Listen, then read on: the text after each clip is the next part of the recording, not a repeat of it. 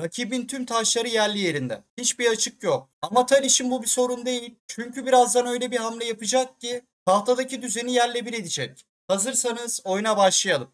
E4. Merkeze piyon yerleştirdi. Filin ve vezirin çaprazını açtı. C5. Sicilya savunması D4 karesini kontrol ediyor. At F3. D4 ve E5 karelerini kontrol ediyor. A6. B5 karesini kontrol ediyor. B5 sürüşünü hazırlıyor. At C3. E4'ü destekledi. D5 karesini kontrol ediyor. B5. Vezir kanadında alan kazanıyor. B7 karesinde fili için yer açtı. D4. C5 hücum ediyor. C alır D4. Gerilimi sonlandırdı. Kanat piyonu karşılığında Tal'in merkez piyonunu aldı. At alır D4. E6. D5 karesini kontrol ederken filin çaprazını açtı. Fil D3. Ok hazırladı. E4'ü destekledi. Vezir C7. Vezirini gelişti. E5 karesini kontrol etti. Kısa rok. Şah güvenliğini sağladı. Fil B7. Fili uzun çapraza yerleştirdi. E4'e baskı uyguladı. Kale E1. E4'ü destekledi. Fil D6. Şah çekerek H2'yi almak istedi. H3. Piyonu tehditten çıkarıyor. Ve şahın hava deliği açıyor. At C6. D4 atına baskı oluşturdu. At alır C6. Atı aldı. D alır C6. Atlar değişildi. Siyahlar D dikeyini açıyor. C6'ya gelen piyon filin çaprazını kapatıyor ama C5 sürüşü ile bu fil canlandırılabilir.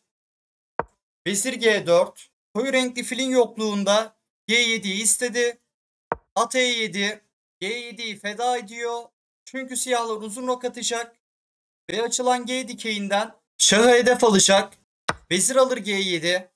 Hal veriyorsa alacaksın prensibini uyguluyor. Kaleyi istedi. Fil E5. Veziri istedi. Tal'den mükemmel bir vezir fedası geliyor. Fil F4 çift ünlem. Tal kaleler arasındaki bağlantıyı kurdu ve E5'teki fili açmazı aldı. Fil alır F4 yapılırsa H8'deki kale boşta kalır. Hal vezir alır H8 ile kaleyi alırdı. Fil alır G7. Veziri alıyor. Fil alır C7. Vezirler değişildi. Siyahlar G dikeyini açmak için piyon feda etti ama artık vezirler değişildi. G dikeyini fil kapatıyor ve şu an uzun rok atamıyor. Hal dümdüz bir piyon önde ve gelişimini tamamladı. Kale C8. Fili istedi ama uzun roktan vazgeçiyor. Fil D6. Fil istekten çıktı, ata baskı uyguladı. C5. Filin çaprazını açtı. E4'e baskı uygularken D4 karesini kontrol ediyor. E5. Alan kazanıyor ve fili destekledi. At F5. File baskı uyguladı. Fil aldıktan sonra D6'ya gelen piyonu düşürebilir. Fil alır F5. File baskı yapan atı kırıyor ve rakibinin piyon yapısını bozuyor. E alır F5. Fili aldı. Kale A D1. Kalesini açık D dikeyine getirdi. Fili destekledi. Fil F8. Filleri değişmek istedi. E6. Rakip şah merkezdeyken merkezi açmak istedi. F alır E6. Piyonu kırdı. Kale alır E6. Rakip şaha saldırdı. F5 piyonu ayrık kaldı. Şah F7. Kaleyi istedi. Kale E5. Kale istekten çıktı. F5'e basıyor. Şah G6. F5'i korudu. Fil alır F8. Kalesinin dikeyini açtı. Kale H alır F8. Filler değişildi.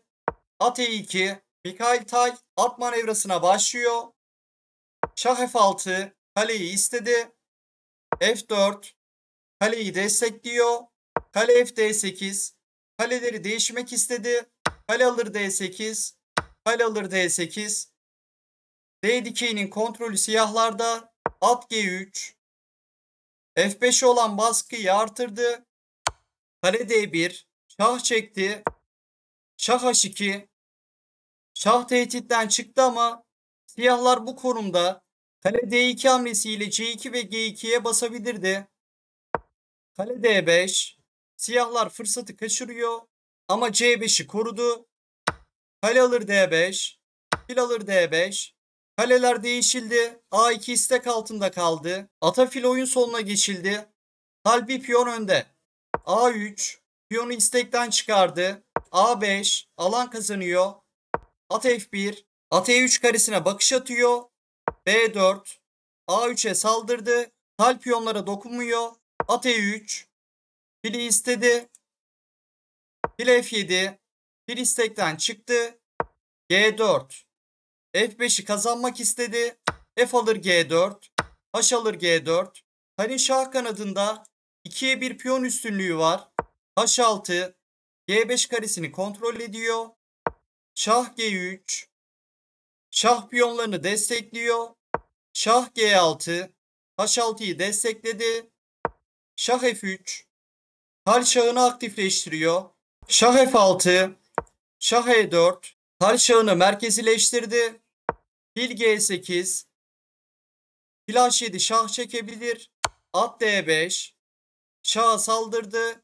Şah E6 F5 tal geçer piyonunu sürdü. Şaha saldırıyor. Şah D6 at F6 fili istedi. Fil F7 fil istekten çıkıyor. Şah F4 tal şah kanadında geçer piyon elde etti. G5 ile ilerleyecek. B alır A3 talin piyon zincirini dağıtıyor. Şahı ile bu piyonlara saldırabilir. B alır A3 İki tarafın A ve C dikeylerinde ayrık piyonları bulunuyor. Şah C6 şah B5 A4 hamlesiyle A3 piyonuna basmak istedi. Şah E5 şah B5 şah piyonlara basmaya gidiyor. Piyonları alıp geçer piyon oluşturmayı planlıyor. At E4 C5'e baskı uyguladı. Şah A4 C5'i bıraktı. A3'e daldı. Şah F6 ilk önce fili istedi. Fil C4 fil istekten çıktığında at alır C5. Piyonu alıp şah çekti. Şah alır A3. At B7. A5'i istedi. A4. Piyonu istekten çıkardı. At C5. A4'e baskı uyguladı. Mikhail Talin isteği A4'ü atla kırıp H6'yı alıp F ve G piyonlarını harekete geçirmek. Fil E2. G4'ü istedi. Şah G6. H6'yı istedi. Şah B2. C2'ye saldırırken A geçişinin önünü açtı. At alır A4. Piyonu aldı. Şah alır C2. A4 piyonu karşılığında C2'yi aldı. Kale F6 sürüyor ve siyahlar oyunu terk ediyor. Siyahlar fil alır G4 yaparsa kale F7 sürer. Sonrasında vezir terfisi engellenemez. Siyahlar fil C4 gelip F7'yi kontrol ederse kale H6'yı alır. Devamında G5 G6 ilerler ve piyon terfisi engellenemez. Bu devam yollarını gören siyahlar oyunu terk etti. Analizi beğendiyseniz videoyu beğenip kanala abone olmayı unutmayın. Sonraki videoda görüşmek üzere.